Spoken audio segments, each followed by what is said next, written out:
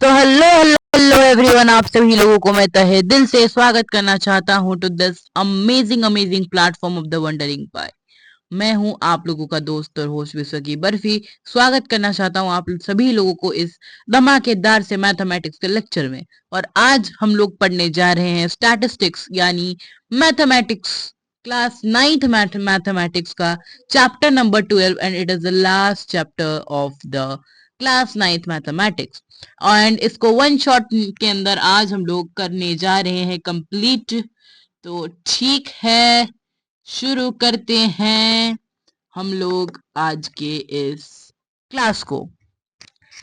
ठीक है, स्टैटिस्टिक्स, इस वर्ड से आप लोग ऑलरेडी बहुत ज्यादा फेमिलियर हो, लेकिन ज्यादा फेमिलियर कराने के लिए मैं आज आया हूं। लेकिन उससे पहले आज का कोट देख लेते हैं अपन लोग।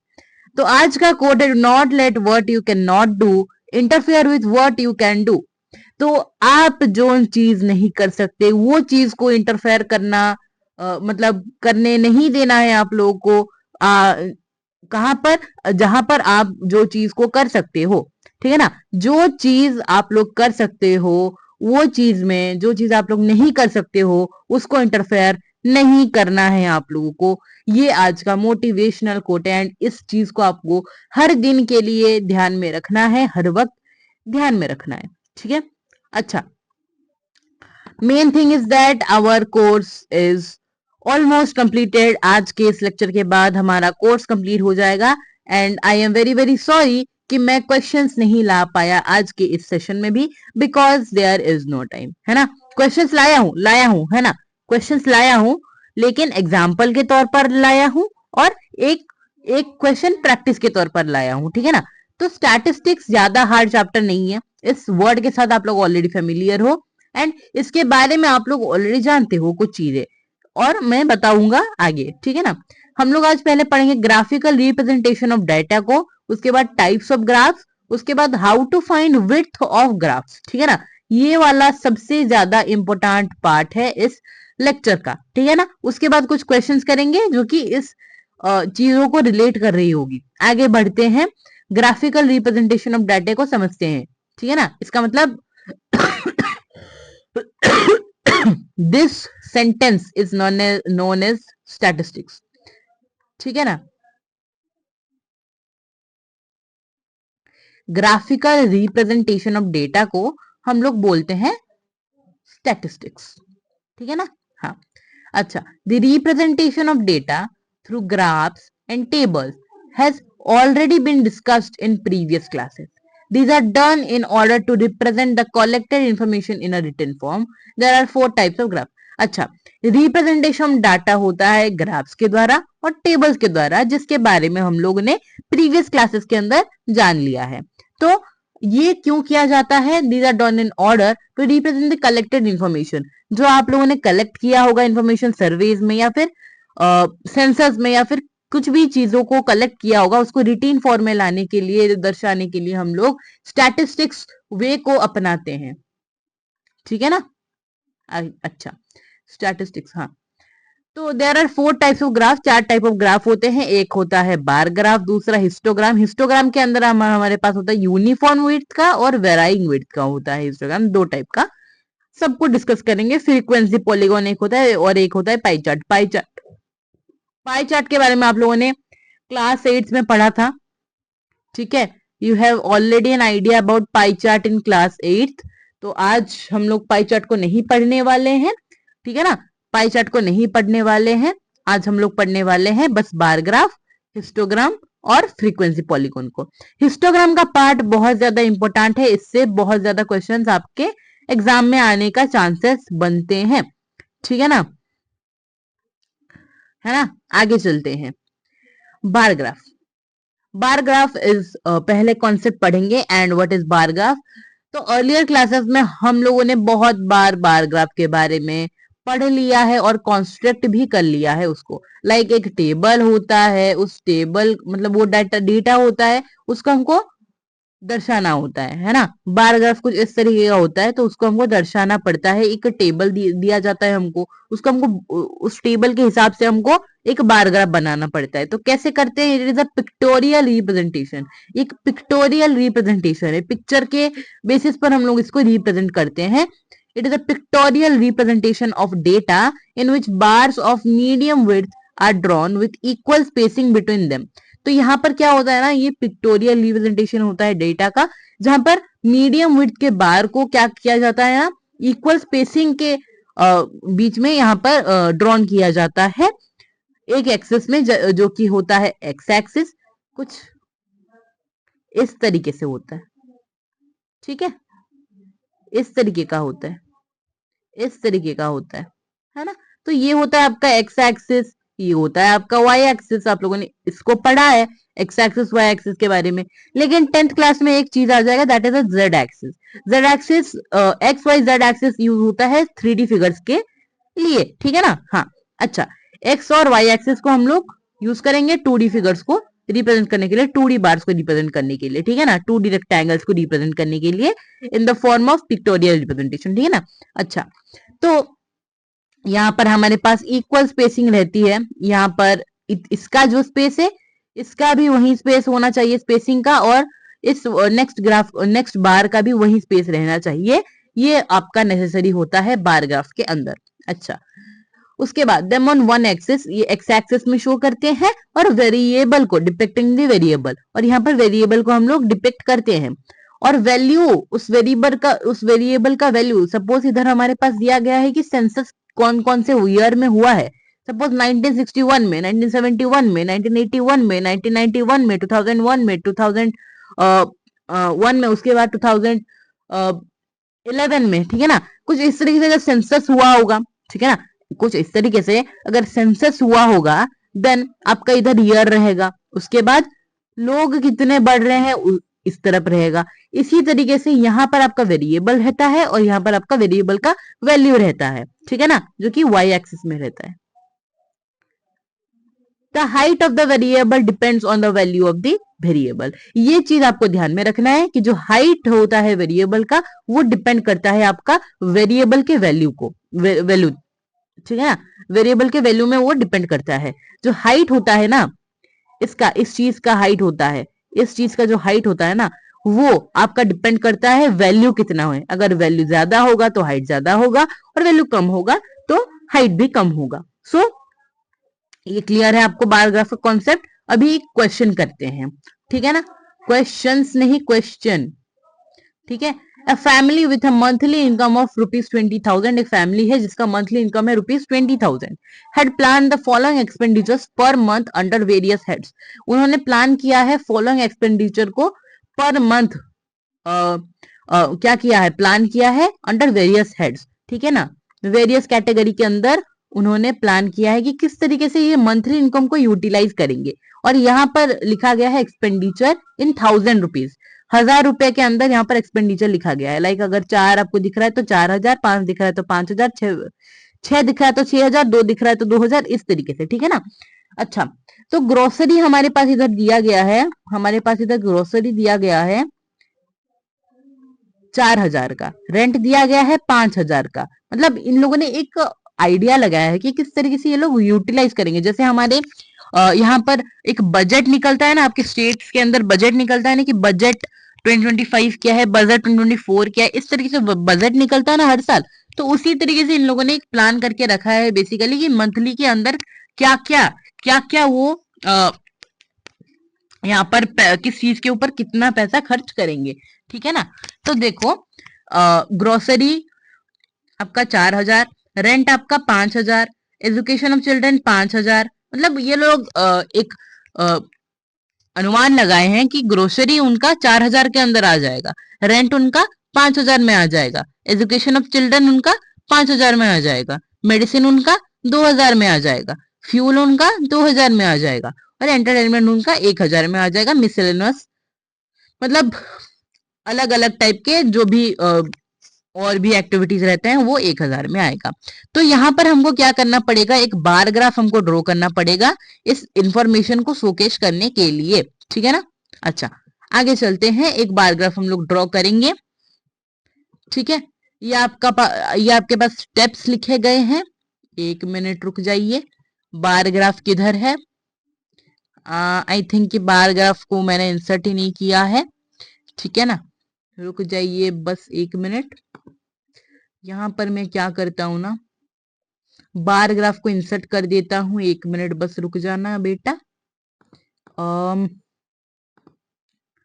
इंपोर्ट फाइल 10 नंबर स्लाइड मैंने इधर इंसर्ट ही नहीं किया है क्या?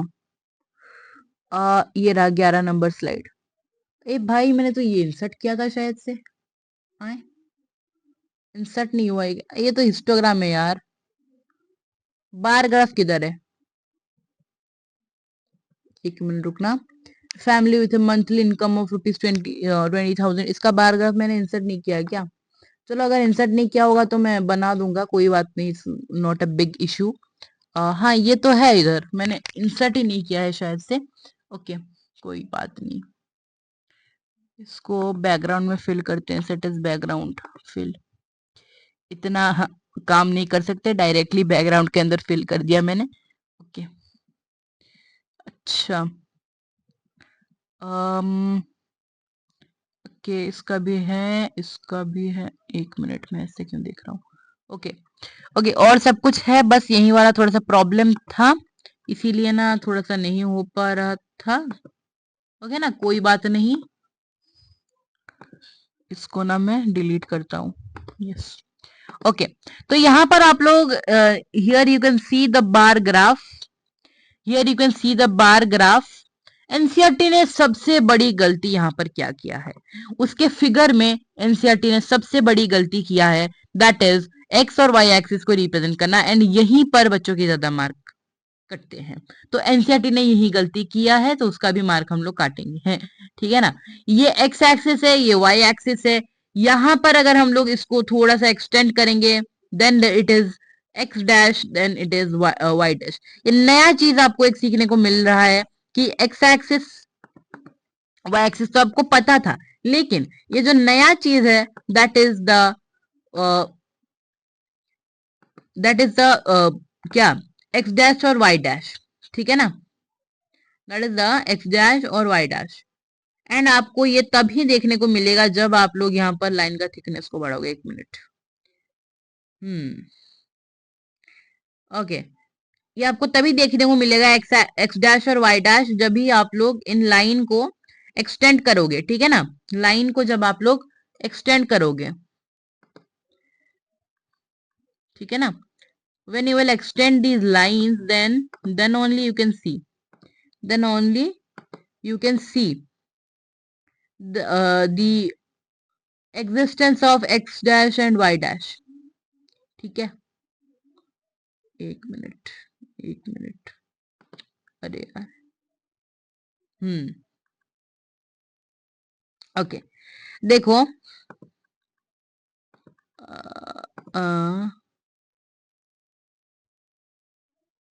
हाँ ये है आपका y डैश, क्योंकि ये y देखो y लाइन का ये जो y एक्सिस है इसका एंड एंड तो नहीं है, लेकिन जहां पर आप लोग इसको ऐसे करते हो कि ये एंडिंग पॉइंट नहीं है इसका, लेकिन ये चल रहा है, और जहां पर आप लोग इसको एंड करना चाहते हो that you can represent that point as y dash, और एक्स के केस में x डैश, ठीक है ना, ऐसे करके रिप्रेजेंट कर सकते हो आप लोग। अच्छा हाँ तो ये बात रही बाद में, आगे चलते हैं यहाँ पर कि ग्रोसरी ग्रोसरी वो लोग 4,000 में खर्च करने वाले हैं। यहाँ पर सारे एक्सपेंडिचर 1,000 रुपीज में लिख दिया गया, यहाँ पर सारे हेड्स लिख दिया गया। ग्रोसरी वो लोग 4,000 यानी यहाँ पर 4,000। आपको एक स्केल सिलेक्ट करना पड़ेगा। आप लोग जब देखोगे ना इनका फ्रीक्वेंसी, इनको हम लोग बोलते हैं फ्रीक्वेंसी, ठीक है ना, इनको हम लोग बोलते हैं फ्रीक्वेंसी। जब आप लोग इसका फ्रीक्वेंसी देखोगे ना, तो फ्रीक्वेंसी देखते ही आपको पहले माइंड में आना चाहिए कि स्केल, स्केल क्या सिलेक्ट करना है आप लोगों को, है ना, स्केल कौन सा सिलेक्ट करना है ना। जैसे कि यहाँ पर स्केल सिलेक्ट किया गया है 1 यूनिट इक्वल टू 1, ठीक है ना, या फिर हाँ 1 ऐसा लिखते हैं स्केल को, this equal to 1, I think ऐसा कुछ लिखा जाता है, मैं भूल गया हूँ।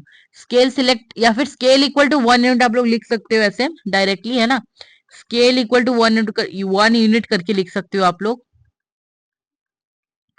स्केल इक्वल टू 1 यूनिट, ठीक है, ऐसे भी करके आप लोग लिख सकते हो, है ना, क्योंकि इसमें भी मार्क आपको दिया जाता है। आपके स्कूल के बारे में पता नहीं है, लेकिन मोस्ट ऑफ द स्कूल्स में ये होता है ना। हाँ, अच्छा, ये आपके पास ग्रोसरी के लिए आ गया, ये आपके पास रेंट आ गया, ये आपके पास एजुकेशन आ गया, ये आपका मेडिसिन का आ गया, ये आपके पास फ्यूल का आ गया, आपके पास ये एंटरटेनमेंट का आ गया, और ये मिसलेनियस। एंटरटेनमेंट 1000 का था, है कि नहीं? हाँ। मिसलेनियस भी 1000 का था, है कि नहीं? हाँ। अच्छा, और फ्यूल, फ्यूल कितने का था? 2000 का, है कि नहीं? हाँ। मेडिसिन भी 2000 का, है कि नहीं? हाँ। ओके। एजुकेशन आपका 5000 का, और ये रेंट आपका 5000 का, और ग्रोसरी आपका 4000 का, ठीक है ना? ओके, ओके भाई, ओके। हाँ, ठीक है, इतना आपका था। इस तरीके से आपको बार ग्राफ को रिप्रेजेंट करना पड़ता है। ओके, ओके, ओके भाई, ओके। आगे चलते हैं। यहाँ पर कुछ स्टेप्स लिखे गए हैं कि किस तरीके से आपको इसको रिप्रेजेंट करना है, and you do not have to write these all steps in your exam. ये बस आपके पढ़ने के लिए है। एनसीईआरटी ने जैसा दिया था मैंने वैसा ही यहाँ पर लाकर पेस्ट कर दिया है, ताकि आप लोग अच्छे से पढ़ के समझ पाओ। एनसीईआरटी मुझे पता है बस यूज होता है क्वेश्चंस करने के लिए, कोई भी थ्योरी को नहीं पढ़ता है एनसीईआरटी में। तो इसीलिए मैंने ये इंपॉर्टेंट चीज को लाकर यहाँ पर पेस्ट कर दिया है, जहां से आप लोग इसको पढ़ सकते हो। इधर बोला गया है कि हमको किस तरीके से बारग्राफ को ड्रॉ करना पड़ेगा, और कौन सा लाइन हम लोगों ने किस चीज के लिए रिप्रेजेंट किया है। And you do not have to do all these stuffs, you have to only focus on the graph. सिर्फ आप लोग अपना ग्राफ पर ही फोकस करोगे। आगे चलते हैं। हिस्टोग्राम कॉन्सेप्ट एंड क्वेश्चन, ठीक है। हिस्टोग्राम का कॉन्सेप्ट समझेंगे और एक क्वेश्चन यहां से करेंगे।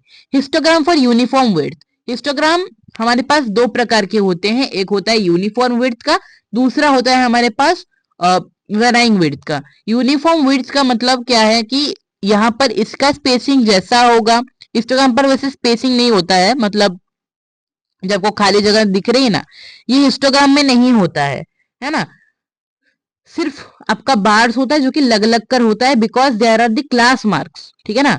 क्लास मार्क्स होते हैं और फ्रीक्वेंसी होते हैं, इसीलिए उसी हिसाब से आपका बार सेट होता है ना। तो देखो, इधर बोला गया है कि this is a form of representation like the bar graph, but it is use for continuous class intervals, है ना। इसी वजह से आपका जो क्या होता है ना, स्पेसिंग नहीं रहता बीच में, दो बार्स के बीच में कोई स्पेसिंग नहीं रहता है। लेकिन हिस्टोग्राम फॉर यूनिफॉर्म विड्थ के अंदर आपका क्या होगा ना, आपका ये देखो, ये बार का विड्थ जितना है, ये बार का भी विड्थ उतना है, ठीक है ना। दिखाता हूं, कैसा दिखाऊंगा, एक मिनट। इसको मैं ऐसा कलर सिलेक्ट करता हूं, एंड यहां से कहां तक, यहां तक, ठीक है। और इसको मैं सिलेक्ट करूंगा, कंट्रोल+V, ये आएगा, देखो सेम सेम, देख रहे हो, सेम। इसको मापूंगा यहाँ पर, ये भी सेम। इसको यहाँ पर, ये भी सेम। अरे सेम है बबुआ, सेम है, सेम है, सेम है, ठीक है ना। ये थोड़ा सा ऊपर नीचे हो गया इसीलिए। ये भी सेम है, ये भी सेम है ना। तो यहां से आप लोग इसको कंसिडर कर सकते हो, इस तरीके से चेकिंग कर सकते हो, ठीक है ना, कि सेम है या फिर नहीं। हाँ, ओके, इसको भी डिलीट करो। तो देख सकते हो यहाँ पर यूनिफॉर्म, मैंने आपको प्रूफ के साथ दिखा दिया कि किस तरीके से आपका ये होता है। ये यूनिफॉर्म विड्थ का है ना। इधर आपको जिस तरीके से आपको यहाँ पर सब कुछ दिया गया है इन्फॉर्मेशन, उसी हिसाब से यहाँ पर बस प्लॉटिंग होगा। अच्छा, एक मेन कॉन्सेप्ट है जो कि मैं लास्ट में समझाऊंगा। ओके, देखो, वेट्स इन केजी और नंबर ऑफ स्टूडेंट। यहाँ पर बोला है consider the frequency distribution table representing the weights of 36 students of a class. एक क्लास के अंदर 36 स्टूडेंट्स हैं, और 36 स्टूडेंट्स के अंदर यहाँ पर एक उनका वेट्स मेजर हुआ था एंड वेट्स के हिसाब से यहाँ पर फ्रीक्वेंसी डिस्ट्रीब्यूशन टेबल इधर रेडी होकर है और इसी के हिसाब से हमको हिस्टोग्राम बनाना पड़ेगा, represented in the form of a histogram. तो इधर पहले है हमारे पास 30.5 टू 35.5 और 9 बच्चे हैं। और यहाँ पर नेक्स्ट है 35.5 टू 40.5 के बीच में 6 बच्चे हैं। 40.5 टू 45.5 के बीच में 15 बच्चे। इस तरीके से कंटिन्यू करके ये 3 बच्चे हैं, ये 1 बच्चा है, 2 बच्चे हैं और 36 बच्चे टोटल हैं। आप लोग काउंट कर सकते हो, ठीक है। अच्छा अच्छा, देखो काउंट कर लेते हैं। 15 3 18 19 20 21, ठीक है ना। 21 और ये 6 होता है 27 और ये 9 यानी ये 3 और हाँ 36, ठीक है। 27 के साथ 3 ऐड कर दोगे 30 हो जाएगा और बचा 6, 36। बिल्कुल सही है। आगे चलते हैं। यहाँ पर भी सेम सिमिलर स्टेप्स लिखे गए हैं आपके लिए। स्टेप्स आप लोग पढ़ लेना, ठीक है ना। एनसीईआरटी में लिखे थे ये सब, दोबारा से मैंने यहाँ पर लाया है। ये again you do not have to write all this steps, you just have to do this. आगे चलते हैं। हिस्टोग्राम, ये कौन सा है histogram? For varying width, for varying width. यही चीज बस आपका इस चैप्टर के अंदर इंपॉर्टेंट है और कुछ चीज इंपॉर्टेंट नहीं है, बस वेराइंग विड्थ इंपॉर्टेंट है और एक चीज इंपॉर्टेंट है जो कि लास्ट में मैं बताने वाला हूं, ठीक है। वो भी हिस्टोग्राम से ही रिलेटेड है, वो भी चीज। Histogram part is compulsory and very much important in this chapter. A teacher wanted to analyze the performance of two sections of students in a mathematics test of 100 marks. एक mathematics test हुआ था 100 marks का। तो एक teacher क्या चाहता है, analyse करना चाहता है दो सेक्शन के स्टूडेंट का परफॉर्मेंस को। Looking at there performances she found that a few students got under 20 marks and a few got 70 marks or above. उन्होंने क्या किया कि 100 मार्क्स का एक टेस्ट था बेसिकली, तो 70 से ज्यादा कुछ बच्चों ने पाया है और 20 से कम कुछ बच्चों ने पाया है। So she decided to group them into intervals of varying sizes as follows. तो उन्होंने क्या किया कि डिसाइड किया कि वेराइंग साइजेस के हिसाब से वो क्या करेंगे ना, इंटरवल्स को ग्रुप करेंगे। और उन्होंने कुछ ऐसा किया 0 to 20, 20 to 30 और इस तरीके से 60 to 70 और 70 to 100। Then see form the following table, और उसी हिसाब से उन्होंने एक टेबल यहाँ पर फॉर्म किया, दैट इज 0 to 20 का एक। उसके बाद 0 to 20 में 7 स्टूडेंट है। 7 स्टूडेंट ऐसे हैं जो कि 20 नंबर के बीच में रखे हैं। यहाँ पर 20 से 30 के अंदर 10 स्टूडेंट्स हैं। 30 से 40 मार्क्स के अंदर 10 स्टूडेंट्स हैं। 40 से 50 मार्क्स के अंदर 20 स्टूडेंट्स हैं और 50 से 60 मार्क्स के अंदर भी 20 स्टूडेंट्स हैं। 60 से 70 मार्क्स के अंदर 15 स्टूडेंट्स हैं और 70 से 100 मार्क्स के अंदर एवॉब का यानी 100, एवॉब का मतलब क्या है 100, ठीक है। इसके अंदर क्या कितने बच्चे हैं? 8 बच्चे हैं। तो इसको हमको रिप्रेजेंट करना पड़ेगा इन the form of a histogram. यहाँ पर रिप्रेजेंटेड है, एक स्टूडेंट ने कुछ इस तरीके से, बायो स्टूडेंट लिखा है ना, एक स्टूडेंट ने कुछ इस तरीके से उसने एक ग्राफ बनाया, हिस्टोग्राम बनाया, ठीक है ना। ये भाई इंस्टाग्राम मत समझना यार, ये हिस्टोग्राम है ना, हल्के में मत लेना भाई इसको, है ना। हाँ देखो, हिस्टोग्राफ, अब कुछ बच्चे बोलेंगे कि हिस्टोग्राफ क्यों नहीं है। अरे भाई, मैं अगर बोलूंगा तुम्हारा नाम मोहन क्यों नहीं है, वैसे कोई अगर मोहन देख रहा होगा तो छोड़ो यार, बकवास करने का टाइम नहीं है। हिस्टोग्राम को ऐसे ही नाम दिया गया था, हिस्टोग्राफ नहीं दिया गया था। वेल, अगर हिस्टोग्राफ देते तो बहुत अच्छा होता है हिस्टोग्राम की जगह, क्योंकि कुछ बच्चे इंस्टाग्राम समझेंगे, है ना। तो आगे चलते हैं without further discussing on this topic. देखो 0 to 20 के बीच में कितने स्टूडेंट्स है? 7 स्टूडेंट्स है, ठीक है। नहीं 7 स्टूडेंट तो नहीं थे, हाँ 7 स्टूडेंट्स है। अच्छा, 20 से 30 के बीच में, 20 से 30 के बीच में 10 स्टूडेंट्स है। 30 से 40 के बीच में 10 स्टूडेंट्स है। 40 से 50 के बीच में 20 स्टूडेंट्स है। 50 से 60 के बीच में 20 स्टूडेंट्स है। 60 से 70 के बीच में 16 स्टूडेंट्स है, नहीं 15 स्टूडेंट्स है। हाँ, और 70 से 100 के बीच में 8 स्टूडेंट्स हैं। ठीक है, अच्छा, अभी उसने किया किया ना, एक स्केल सिलेक्ट किया। स्केल क्या है इसका? यहाँ पर भी आप लोग यार एक्स वाई लिख देना, एनसीईआरटी ने नहीं लिखा है यार, उसकी तरफ से मैं माफी मांगना चाहता हूँ। एक्स एंड वाई क्यों नहीं लिखा है एनसीईआरटी ने, बहुत बेकार है। ओके, तो एक स्टूडेंट ने कुछ इस तरीके से ग्राफ बनाया है जो कि करेक्ट नहीं है। क्यों करेक्ट नहीं है? क्यों करेक्ट नहीं है? Because the sizes are not fixed. यहाँ पर जो विड्थ देख रहे हो ना आप लोग, these are not fixed actually. तो उसी विड्थ के हिसाब से अभी हम लोग क्या करेंगे, एक नया फ्रीक्वेंसी डिस्ट्रीब्यूशन टेबल बनाएंगे और उसको रिप्रेजेंट करेंगे। ठीक है ना? ओके ओके, ठीक है, ओके। देखो, since the graph made by the student is not correct as the areas of the rectangles must be proportional to the frequencies in a histogram. जो एरिया आपका रहेगा ना रेक्टेंगल का, ये सारे रेक्टेंगल्स हैं, रेक्टेंगल के एरिया क्या होगा ना, प्रोपोर्शनल होगा फ्रीक्वेंसीज के, फ्रीक्वेंसीज का प्रोपोर्शनल होगा हिस्टोग्राम के अंदर। इसीलिए क्या हो रहा है ना, यहाँ पर इसका इनकरेक्ट हो जा रहा है। So we need to make certain modifications in the lengths of the rectangle. तो हमको क्या करना पड़ेगा, रेक्टेंगल के लेंथ्स में सर्टेन मॉडिफिकेशन लाना पड़ेगा, so that the areas are again proportional to the frequencies. तो फिर क्या हो जाए, एरियाज क्या हो जाए ना, फिर से फ्रीक्वेंसीज के साथ प्रोपोर्शनल हो जाए। The steps to be followed are as given below. जो स्टेप्स यहाँ पर फॉलो हो गए, यहाँ पर नीचे दिया गया है। Select a class interval with the minimum class size. In the question the minimum class size is 10।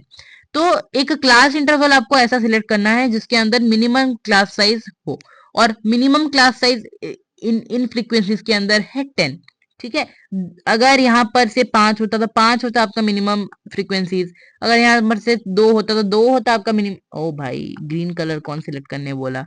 ठीक है ना, 2 होता आपका फ्रीक्वेंसी, मिनिमम फ्रीक्वेंसी। तो इस तरीके से जो सबसे छोटा नंबर यहाँ पर है ना, 0 को ओमिट कर दो, 0 को छोड़ के जो सबसे छोटा नंबर आपको दिख रहा है ना, that is the minimum frequency.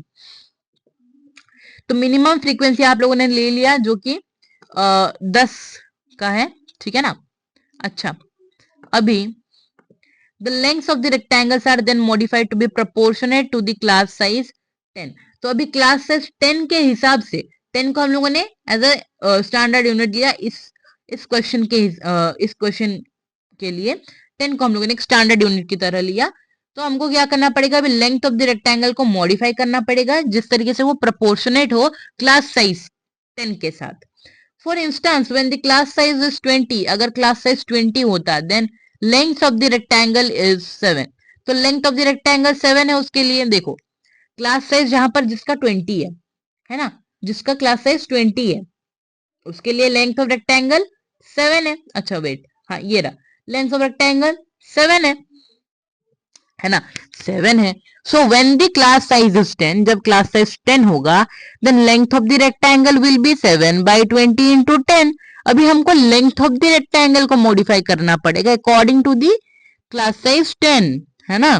जब आपका क्लास साइज 20 था, यहाँ पर देख रहे हो ना, जब आपका क्लास साइज 20 था तभी आपका फ्रीक्वेंसी 7 होता था। अभी नंबर ऑफ स्टूडेंट को भूल जाओ, मार्क्स को भूल जाओ, ठीक है ना। ये है आपके लिए क्लास साइज, अभी क्लास साइज है, और नंबर ऑफ स्टूडेंट की जगह आप लोग अभी यहाँ पर लिखोगे फ्रीक्वेंसी, फ्रीक्वेंसी, ठीक है। नेक्स्ट टेबल में इधर दिया गया है, ठीक है ना।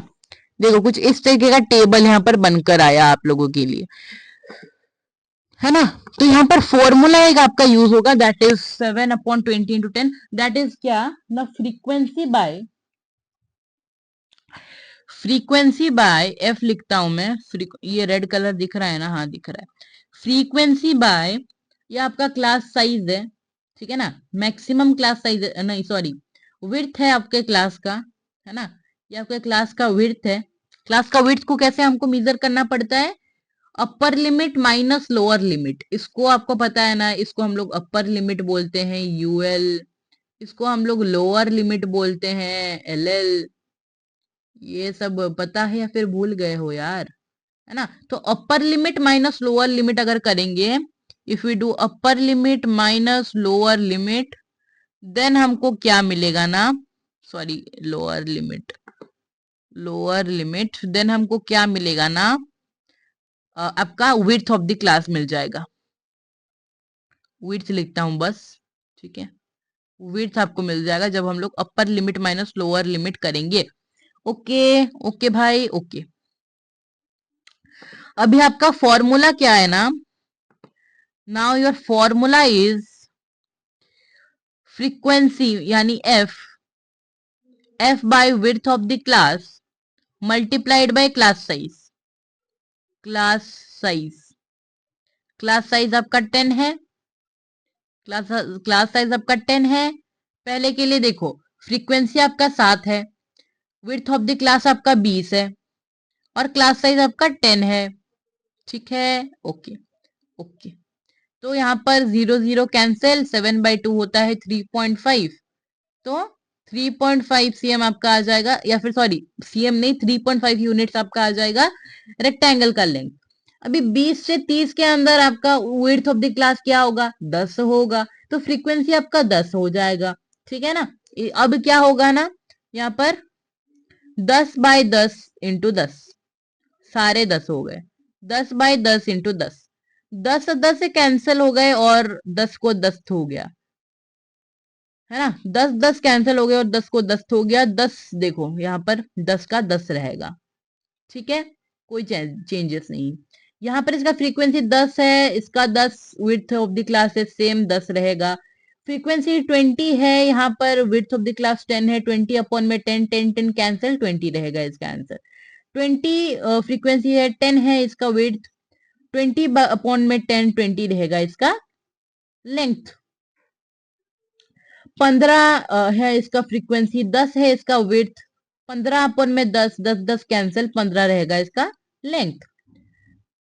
8 है इसका फ्रीक्वेंसी, 30 है इसका विड्थ, तो 8 अपॉन में 30, शून्य शून्य कैंसिल, और 8 अपॉन में 3 होता है 2.67। अच्छा, ये सब हम लोगों ने जब कर लिया, अभी न्यू हिस्टोग्राम हम लोगों ने बनाया, this is the new and correct histogram, final histogram, ठीक है ना। न्यू हिस्टोग्राम, न्यू हिस्टोग्राम, ठीक है। This is the new histogram, new histogram, ठीक है। This is the new histogram. Okay, okay भाई, ओके, ओके। नए हिस्टोग्राम के हिसाब से यहां पर आपका लेंथ ऑफ द रेक्टेंगल हो रहा है 3.5, 3.5। तो यहाँ पर 2 से थोड़ा सा ज्यादा, यहाँ पर 3.5 में ये होगा, ठीक है, ये होगा। अच्छा, अभी फ्रीक्वेंसी कुछ नहीं है, अभी फ्रीक्वेंसी को भूल जाओ, फ्रीक्वेंसी को भूल जाओ, बस आपको लेंथ ऑफ द रेक्टेंगल जो नया नया आपको नया नवेली टेबल आप लोगों ने निकाला, उसको देखकर आपको ये सब रिप्रेजेंट करना पड़ेगा। 20 to 30 के बीच में आपके पास 10 था, ये भी 10 था, ये 20 था, ये भी 20 था, ये कितना था, ये आपके पास 15 था, ये आपके पास कितना था, ये आपके पास था कितना, 2.67, ठीक है, 2.67, और यह है आपका 3.5, 3.5। ओके, आगे बढ़ते हैं। Frequency polygon, the last concept of this class, ठीक है, लास्ट कॉन्सेप्ट होने वाला है ये इस क्लास का, फ्रीक्वेंसी पॉलीगॉन। उसके बाद कुछ क्वेश्चन करेंगे एंड क्लास को वाइंड अप करेंगे। फ्रीक्वेंसी पॉलीगॉन में कॉन्सेप्ट है और क्वेश्चन है। पहले कॉन्सेप्ट देखते हैं। There is yet another visual way of representing quantitative data and its frequencies. यहाँ पर एक दूसरा विजुअल वे है जिस तरीके से हम लोग रिप्रेजेंट कर सकते हैं क्वांटिटेटिव डेटा को और उसके फ्रीक्वेंसीज को। This is a frequency polygon, और इसको बोलते हैं हम लोग frequency polygon. Consider the marks out of 100 obtained by 51 students of a class in a test. ये आपको जो टेबल दिख रहा है ना, इस टेबल के अंदर 100 मार्क्स में से 51 स्टूडेंट्स हैं, ठीक है ना, टोटल 51 स्टूडेंट्स हैं, और 100 मार्क्स में से इनका ये सब मार्क्स है, ठीक है ना। जैसे कि 0 to 10 आपके 5 स्टूडेंट्स हैं, 10 to 20 आपके 10 स्टूडेंट्स हैं, 20 to 30 आपके 4 स्टूडेंट्स हैं, इस तरीके से, ठीक है। तो हमको ये हिस्टोग्राम के फॉर्म में रिप्रेजेंट करना पड़ेगा, उसके बाद वहां पर फ्रीक्वेंसी पॉलीगॉन रिप्रेजेंट करना पड़ेगा। ऐसा क्वेश्चन बहुत ज्यादा आपके आता है, 3 मार्कर्स में आ जाएगा। या फिर आपका 5 मार्कर्स में आ जाएगा कि आपको फ्रीक्वेंसी पॉलीगॉन को रिप्रेजेंट करना पड़ेगा एक हिस्टोग्राम के फॉर्म में, है ना। देखो, हिस्टोग्राम आपको बनाना है, पहले आपको एज इट इज हिस्टोग्राम बनाना है, तब उसके बाद क्या करना है ना, उसके बाद आपको मिड पॉइंट लेना है सारे पॉइंट्स का। इस पॉइंट का इस अरे यार ये कलर तो दिख नहीं रहा, इस इसका मिड पॉइंट ले लिया आप लोगों ने, इसका मिड पॉइंट निकाल लिया आप लोगों ने, इस मिड पॉइंट में ये रख दोगे, इसका मिड पॉइंट निकाल लिया, यहाँ पर रखोगे, यहाँ पर एक पॉइंट डालोगे, यहाँ पर एक पॉइंट डालोगे, यहाँ पर एक पॉइंट डालोगे, यहाँ पर एक पॉइंट, इस तरीके से इतना तक एक पॉइंट डाला। फिर सारे लाइन को जोड़ते जोड़ते चले गए, जोड़ते चले गए, जोड़ते चले गए, ठीक है। सारे लाइन को जोड़ने के बाद आपको जो लास्ट में और फर्स्ट में जो आपको अगर इस तरीके का गैप दिखेगा तो यहाँ पर आपको यहाँ पर एक पॉइंट दे देना है और यहाँ पर एक पॉइंट दे देना है। यहाँ पर इसने क्या किया है ना, थोड़ा सा लेंथ को यहाँ पर इंक्रीज किया है। इसको पहले तो x लिखूं और इसको y लिखूं, ओके। तो यहाँ पर इसने क्या किया है ना, हॉराइजॉन्टल एक्सिस यानी x एक्सिस को इसने थोड़ा सा बढ़ा दिया है ताकि ये वाला पॉइंट यहाँ पर दिख सके अच्छे से। तो आपका फ्रीक्वेंसी पॉलीगॉन हो जाएगा ए बी सी एक्चुअली में OABCDEFGHJKL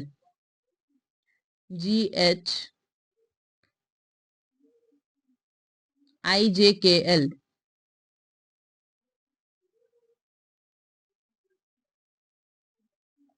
ठीक है। ये आपके क्या हो जाएंगे, फ्रीक्वेंसी पॉलीगॉन का नाम है, ये आपका फ्रीक्वेंसी रिप्रेजेंटेशन का नाम है, ठीक है। अब हमको विदाउट हिस्टोग्राम अगर पूछ लिया जाएगा, है ना, अगर आपको विदाउट हिस्टोग्राम एग्जाम में पूछ लिया जाएगा, आप लोग फिर आकर वीडियो के नीचे लिखोगे कि यार तुमने तो कहा था कि हिस्टोग्राम के ऊपर ही आएगा, ये तो हिस्टोग्राम के बिना पूछ लिया, है ना। तो इसको भी देखना इंपॉर्टेंट है। Mid points of the class intervals are called class marks. कुछ टर्म्स को आपको याद रखना है कि मिड पॉइंट जो होता है आपका क्लास इंटरवल्स का, उसको हम लोग क्लास मार्क कहते हैं। To find the class mark of a class interval we find the sum of the upper limit and lower limit of a class and divide it by 2। Thus class mark equal to upper limit plus lower limit by 2। तो इधर बोला गया है कि mid point class interval के mid point को हम लोग क्लास मार्क कहते हैं।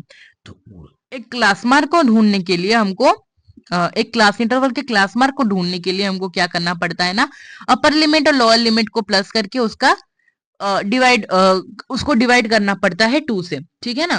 तो जैसे कि ये दिया गया है आपको, ठीक है ना, इसका क्लास मार्क हमको निकालना पड़ेगा, तभी तो हम जाकर फ्रीक्वेंसी पॉलीगॉन में रिप्रेजेंट कर पाएंगे।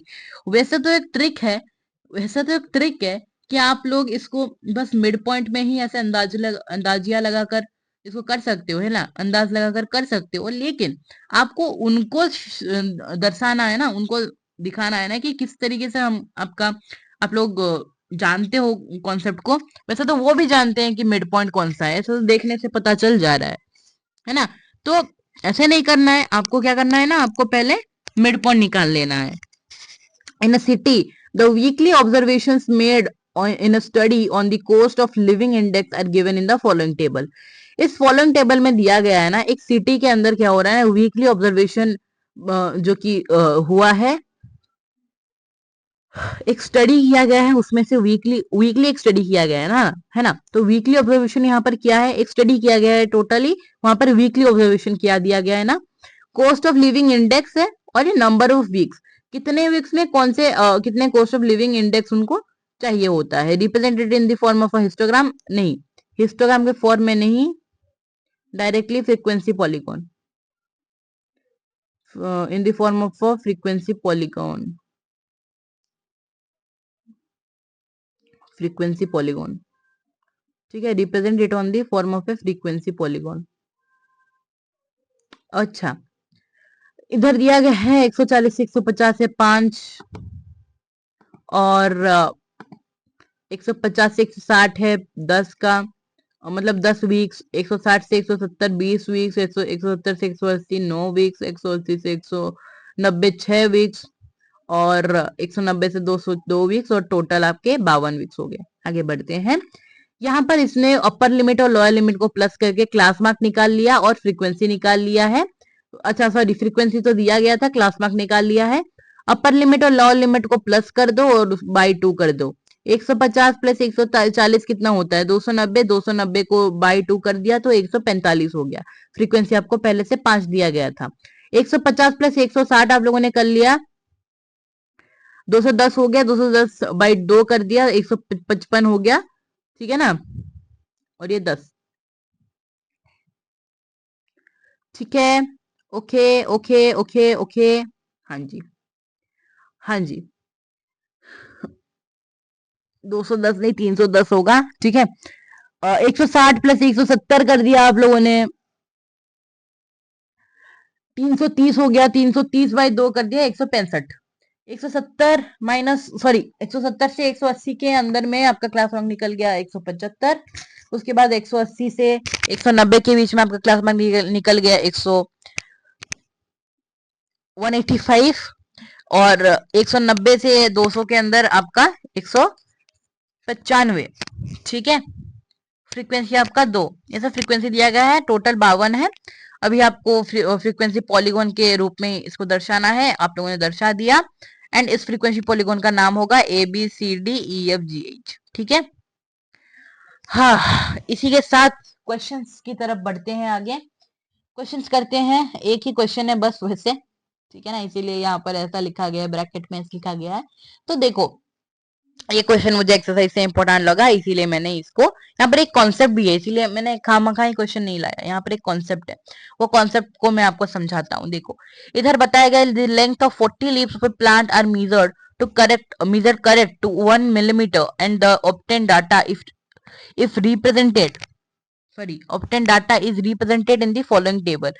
तो 40 लीव्स ऑफ एक प्लांट के 40 लीव्स को, लीव के लेंथ को मीजर किया गया है 1 मिलीमीटर के 1 मिलीमीटर तक, मतलब करेक्ट टू 1 मिलीमीटर, मतलब अप्रोक्सीमेटली 1 मिलीमीटर तक मीजर किया गया है। एंड ऑप्टेन डाटा, और जो डाटा हमको ऑप्टेन हुआ है उन लोगों को जिन लोगों ने मीजर किया है, वो डाटा इधर लिखा गया है। ठीक है ना, length in millimetre, number of leaves. तो ड्रॉ करना होगा एक हिस्टोग्राम को, जिस तरीके से हम लोग इस डाटा को रिप्रेजेंट कर पाए, है ना। और यहाँ पर आप लोग एक चीज देख पा रहे होंगे कि ये जो टेबल है ना, टेबल में हमको स्कैम कर दिया गया है ना। टेबल में क्या स्कैम कर दिया गया है ना, लेंथ इन मिलीमीटर दिया गया है। और यहाँ पर 118 से 126 हम लोगों ने आज तक कैसे टेबल देखा था, 10 से 20, 20 से 30, 30 से 40, 40 से 50। ठीक है ना, ऐसे हम लोगों ने देखा था कुछ टेबल, ऐसे हम लोगों ने देखा था। जैसे कि यहाँ पर प्रीवियस वैल्यू का अपर लिमिट सेम होता है और उसके बाद वाले वैल्यू का लोअर लिमिट सेम होता है उसके अपर लिमिट के साथ, प्रीवियस वाले के। बट यहाँ पर स्कैम हो रहा है ना, खुल्लम खुल्ला स्कैम हो रहा है कि यहाँ पर अपर लिमिट आपका क्या है ना, अपर लिमिट इसके लोअर लिमिट के साथ इक्वल नहीं है ना। तो इसको पहले इक्वल बनाना पड़ेगा। कैसे बनाएंगे, कैसे बनाएंगे, उसी कॉन्सेप्ट को समझाने के लिए मैंने क्या किया है ना, यहाँ पर आपका ये वाला मैंने यहाँ पर लाया है। तो the data given in the question is represented in discontinuous class intervals, so we have to make it in continuous class intervals। the difference is 1, है ना। डिफरेंस आपका 1 है तो हमको क्या करना पड़ेगा, 1 का हाफ लेना पड़ेगा, है ना। 1 का आपको हाफ लेना पड़ेगा, यानी आपको 0.5 को सब्ट्रैक्ट करना पड़ेगा एक जगह से और 0.5 को ऐड करना पड़ेगा एक जगह से। ठीक है ना, देखो 0.5 को हमको लोअर लिमिट से सब्ट्रैक्ट करना पड़ेगा और 0.5 को अपर लिमिट के साथ ऐड करना पड़ेगा। ठीक है ना, लोअर लिमिट से पहले हम लोगों ने 0.5 को सब्ट्रैक्ट कर लिया तो 117.5 आ रहा है, और यहाँ पर अपर लिमिट से अगर हम लोगों ने ऐड कर दिया 126.5 आएगा। ठीक है, 107, ये देखो इसका गैप देखो, ये 1 है ये 2 है, मतलब सॉरी 1 का गैप है ना, 126 के बाद 127 आता है तो 1 का गैप है, तो 1 का गैप है इसीलिए 1 का आधा लिया जाएगा। अगर 2 का गैप होता, मतलब अगर यहाँ पर 128 होता तो हमको 1.5 लिया जाता, यानी 2 का आधा लिया जाता है ना, कुछ इस तरीके से आपको नंबर लिया जाता है ना।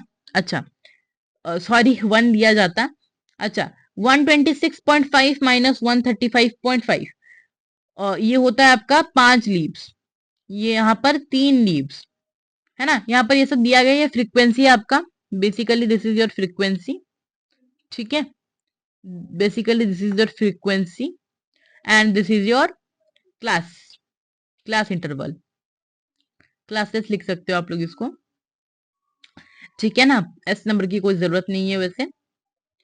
ये देखो 144.5 टू 153.5, 152.5 टू 162.5, 162.5 टू 171.5, 171.5 टू 180.5, यहाँ पर सारे फ्रीक्वेंसी दिए गए हैं। अच्छा, उसी हिसाब से यहाँ पर एक ग्राफ बना दिया गया है आप लोगों के लिए, बहुत अच्छा ग्राफ नहीं है ये, हाँ आई क्लेम। तो यहाँ पर थोड़ा सा अच्छा बनाने की कोशिश करते हैं हम लोग। 1 मिनट, ओ भाई साहब देख रहे हो कितना बेकार ग्राफ है ये। ठीक है कोई बात नहीं, हम लोग इसको अच्छा बना सकते हैं अगर हम लोग चाहें तो, लेकिन मैं नहीं चाहता अच्छा बने।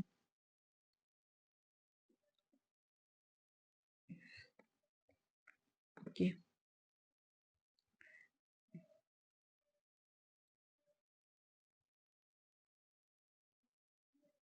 1 मिनट रुकना बस।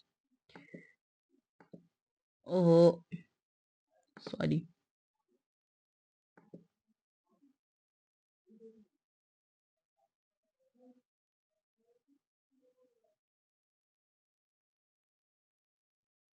है ना, इस तरीके से हम लोग कर सकते हैं। यहाँ पर मैं ये पूरा कर देता हूँ, क्योंकि ये थोड़ा सा गलत दिया गया था ना, तो इसको मैं सही कर रहा हूँ।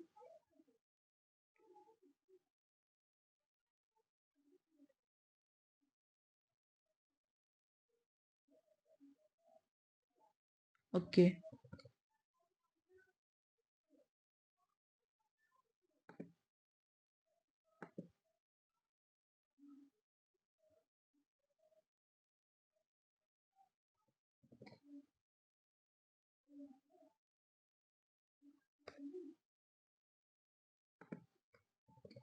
बस 1 मिनट रुक जाना, मैं इसको सही कर देता हूँ पहले, है ना।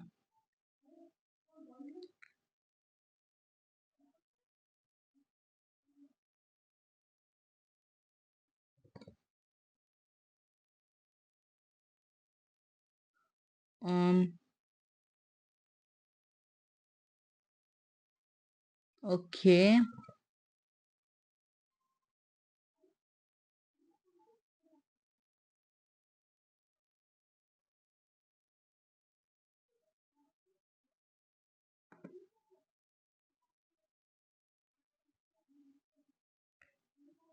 ये देखो यहाँ पर दिया गया है आपका पूरा बार ग्राफ रेडी है, ठीक है, सॉरी हिस्टोग्राम रेडी है यहाँ पर। अच्छा, एक चीज जो कि हिस्टोग्राम में आप लोगों को कंफ्यूज कर सकती है, दैट इज ये क्या है, ये टूटी हुई लाइन क्यों बनाई गई है। ये टूटी हुई लाइन इसीलिए बना गई है ताकि to represent the numbers which are not provided here. जैसे कि यहाँ पर डायरेक्टली यहाँ पर 117.5 आ रहा है, तो 0 to 117.5 के अंदर कुछ नहीं है, इसीलिए एक टूटी हुई लाइन यहाँ पर बनाई जाती है आप लोगों के लिए, ठीक है, ताकि सॉरी आप लोगों के लिए नहीं, मतलब सबके लिए, ताकि सब लोग समझ पाए इसको अच्छे तरीके से। वैसे अगर हम लोग इसको ऐसे ना करके, छोड़ो 1 मिनट रुक जा। हाँ, तो yes the data given in the question can also be represented by a frequency polygon. ये नहीं बताया गया, ये यहाँ पर इस क्वेश्चन में नहीं बोला गया है कि uh, इसको रिप्रेजेंट करो, यहाँ पर बस पूछा गया है कि क्या हम लोग इसको कोई दूसरे फॉर्म में रिप्रेजेंट कर सकते हैं, and answer is yes, we can represent it in the form of a frequency polygon. Third में आपको क्वेश्चन पूछा गया है कि is it correct to conclude that the maximum number of leaves are 153 millimetre long, है ना। यहाँ पर पूछा गया है कि क्या हम लोग ये कंक्लूड कर सकते हैं कि मैक्सिमम नंबर ऑफ लीव्स है 133 मिलीमीटर लॉन्ग का। नहीं, we can not conclude that the maximum number of leaves is 153 millimeter long because the maximum number of leaves are lying in between the length of 144.5 to 153.5। इस class interval के अंदर maximum number of leaves लाई कर रहे हैं, ठीक है, ठीक है, maximum length of the leaves इस कैटेगरी के अंदर लाई कर रहे हैं, इस वाले कैटेगरी के अंदर, एस नंबर 4 के अंदर, ठीक है। Okay, now it's time for the MCQs. तो एमसीक्यूज करते हैं कुछ एंड देन क्लास को वाइंड अप करते हैं। टाइम देखते हैं क्लास का, कितना टाइम हो गया क्लास को चलते हुए। ओके, ऑलमोस्ट 1 घंटा होने वाला है, तो ठीक है। The collection of information collected for a purpose is called data. Mode नहीं है, मीडिया नहीं है, या फिर मीन नहीं है। ये तीन चीज जो है ना, ये तीन चीज आपका था प्रीवियस वाले बुक में, है ना। एनसीईआरटी ने जब चेंज कर दिया तो ये सब उठा दिया है। What is the class mark of the class interval 90 to 120? इसका क्लास मार्क क्या है? क्लास मार्क निकालने का फॉर्मूला क्या था? क्लास मार्क निकालने का फॉर्मूला क्या था? Upper limit plus lower limit by 2। ठीक है, upper limit plus lower limit by 2, 210/2। ठीक है, 105 इज द आंसर। ओके, आगे चलते हैं। Find the class width for the grouped frequency distribution of the class intervals. यहाँ पर आपको क्लास विड्थ निकालने के लिए बोल रहा है, एंड क्लास विड्थ वही होगा जो कि मिनिमम क्लास विड्थ है आपका। मिनिमम क्लास विड्थ आपका 20 है, तो इसीलिए यहाँ पर 20 आ जाएगा।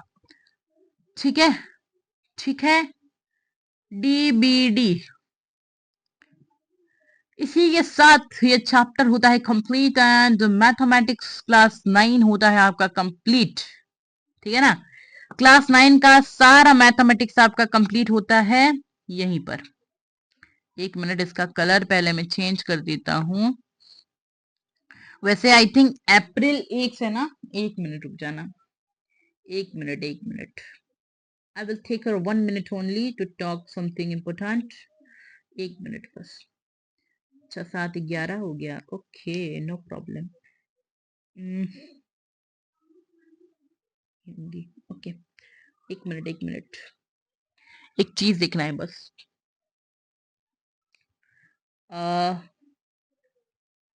हम लोगों का क्लास अपलोड होना शुरू हुआ था फ्रॉम नंबर सिस्टम अप्रैल 1 से, है ना। अप्रैल फूल आपको बनाया नहीं गया था उस दिन, है ना। अप्रैल 1 से आप लोगों का सेशन शुरू हुआ था, एंड आज आपका Feb 20 है। अप्रैल 1 से हम लोगों ने आपका क्लासेस नंबर सिस्टम का लेक्चर 1 मैंने अपलोड किया था, और इसी तरीके से आज है हमारा February 20, एंड आज होता है हमारा ये कंप्लीट। वैसे तो बहुत जल्दी हो जाना चाहिए था complete, but due to some अनसर्कमस्टेंसेस ये कंप्लीट नहीं हो पाया। ठीक है ना, ड्यू टू सम अनसर्कमस्टेंसेस ये कंप्लीट नहीं हो पाया। बहुत ज्यादा प्रॉब्लम था। मेरे भी एग्जाम्स आ रहे हैं, नेक्स्ट मंडे से एग्जाम है ना, या फिर स्टार्ट हो चुके हैं एग्जाम वैसे, है ना। क्योंकि अब मैं जो रिकॉर्ड कर रहा हूँ वो एग्जाम से पहले रिकॉर्ड कर रहा हूँ, लेकिन आपको जब वीडियो मिलेगा तो आपको एग्जाम के बाद वीडियो मिलेगा, है ना। तो ये थोड़ा सा प्रॉब्लम है, इसी वजह से मैं बोल दे रहा हूँ कि पहले से एग्जाम स्टार्ट हो चुके हैं, है ना। अच्छा, तो बस एग्जाम देना है आप लोगों को। नेक्स्ट और लास्ट लेक्चर आपका होने वाला है, that is the most expected sample question paper solving. ये बहुत ज्यादा इंपॉर्टेंट है आप लोगों के एग्जाम के लिए। एग्जाम से पहले आप लोग इसको, अगर इस वीडियो को देखकर जाओगे, ये जो वीडियो अपलोड होने वाला है, then you will be satisfied, you will be खुश। ठीक है ना, ये आपके लिए एक ब्रह्मास्त्र है, क्योंकि मैंने हैंडपिक करके क्वेश्चन बनाए हैं, most expected sample question paper बनाया है, और उसका सॉल्यूशन भी मैंने निकाल लिया है। उसी के हिसाब से हम लोग का एक वीडियो बनेगा और अपलोड हो जाएगा, है ना। कुछ ही दिनों में, बहुत ही जल्द वैसे अपलोड हो जाएगा, ठीक है ना। आज ही मैं रिकॉर्ड करूंगा, जब ये मैं लेक्चर रिकॉर्ड कर रहा हूं, आज ही मैं रिकॉर्ड करूंगा और अपलोड कर दूंगा। ठीक है, ठीक है, ठीक है। अच्छा जी, तो इसी के साथ हमारा ये सेशन होता है कंप्लीट, एंड क्लास 9 का मैथमेटिक्स होता है कंप्लीट, है ना। हाँ, ये मेरा पहला ऐसा बैच है जो कि मैंने पूरा कंप्लीट किया है। मैं सोच रहा था कि स्टैटिस्टिक्स नहीं पढ़ाऊं, ड्यू टू टाइम नहीं हो रहा है ना मेरा, तो स्टैटिस्टिक्स नहीं पढ़ाऊं मैं सोच रहा था, लेकिन बोला कि एक तो बैच कंप्लीट करना पड़ेगा मुझे, क्योंकि मैंने जो पिछली बार मैंने क्लास 8 को पढ़ा था, वो ऐसे ही बीच में मुझे ख्याल ही आया था कि let me continue my passion, है ना। तो बीच में ही मुझे ऐसा ख्याल आया था कि चलो पढ़ाते हैं, है ना, क्योंकि बहुत ज्यादा मन था यार तब तो। इसीलिए क्लास नाइन्थ को मैं अभी 8 पूरा कंप्लीट नहीं हो पाया, तो बहुत ज्यादा अफसोस रह गया, इसीलिए मैंने 9th पूरा कंप्लीट कर दिया है आप लोगों का मैथमेटिक्स। जाकर आप लोग वीडियो देख लेना, ठीक है। एंड क्लास के नोट्स सारे आपको मिल जाएंगे टेलीग्राम पर। एंड मैं ट्राई करूंगा, एक फोल्डर बनाऊंगा, है ना, ड्राइव पर एक पूरा फोल्डर बनाऊंगा एंड अपलोड कर दूंगा। एक लिंक अपलोड कर दूंगा टेलीग्राम पर भी और व्हाट्सएप चैनल पर भी और यूट्यूब चैनल पर भी। ड्राइव का एक पूरा फोल्डर बनाऊंगा, हाँ ये सही रहेगा, ड्राइव का एक पूरा फोल्डर बनाऊंगा और फोल्डर के अंदर सारे मैथमेटिक्स के, वो जो स्पेशल स्ट्रीम भी एक बार हुआ था लीनियर इक्वेशन इनटू वेरिएबल का, है ना, वो सब कुछ वहां पर, उस सबके क्लास नोट्स वहां पर अपलोड कर दूंगा, ठीक है ना, ये सही रहेगा। अच्छा, तो अब मिलते हैं यार next session. Next session will be the last session of this session 2024-25, है ना। नेक्स्ट सेशन आपका लास्ट सेशन होने वाला है, नेक्स्ट क्लास जो आपका सैंपल पेपर वाला सॉल्विंग सेशन होगा, है ना। तो मिलते हैं आप लोगों से नेक्स्ट सेशन में। Till then tata bye bye, have a good day, bye, stay tuned with the wondering, bye.